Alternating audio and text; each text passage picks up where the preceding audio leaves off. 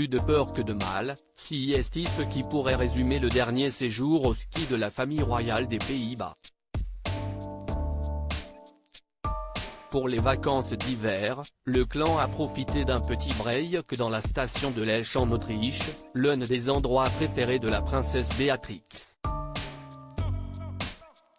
Celle qui fut ancienne reine et reste une grande amatrice de ski n'a malheureusement pas eu de chance ce vendredi 17 février.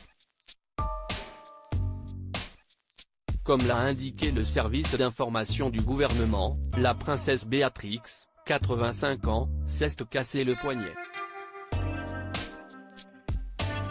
On ignore les circonstances de l'accident mais la tête couronnée a rapidement été prise en charge par les secours et a été emmenée à l'hôpital le plus proche où elle a pu être opérée. Malgré son âge avancé, Béatrix serait au top de sa forme, la princesse est par ailleurs en bonne santé est-il précisé dans le communiqué. Elle a depuis été rapatriée chez elle pour effectuer sa convalescence.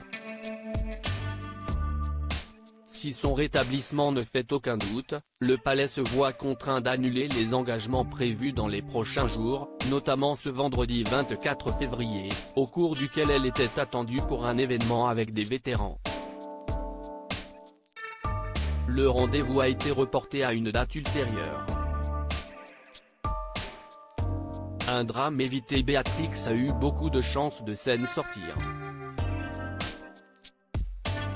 Ce ne fut pas le cas de son fils, le prince Friso van Oranje-Nassau van Eyemesberg.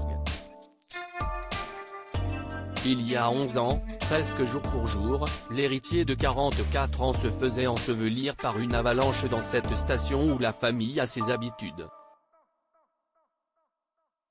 La gravité de son état le contraignait d'ailleurs à être transféré dans un établissement à Londres.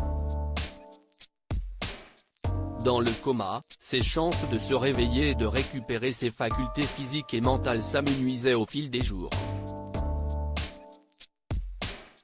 Près d'un an et demi après ce terrible drame, le 12 août 2013, sa mort est annoncée. Le prince Friso n'est pas la seule célébrité à avoir été victime d'un tel choc. Il y a un peu plus d'un an, une collision avec un autre skieur sur des pistes en Savoie coûtait la vie de l'acteur Gaspard Ulliel alors qu'il profitait d'un séjour en famille avec Gaël Pietri et leur fils Orso. En décembre 2013, Michael Schumacher subit lui aussi les conséquences d'une lourde chute sur les pistes.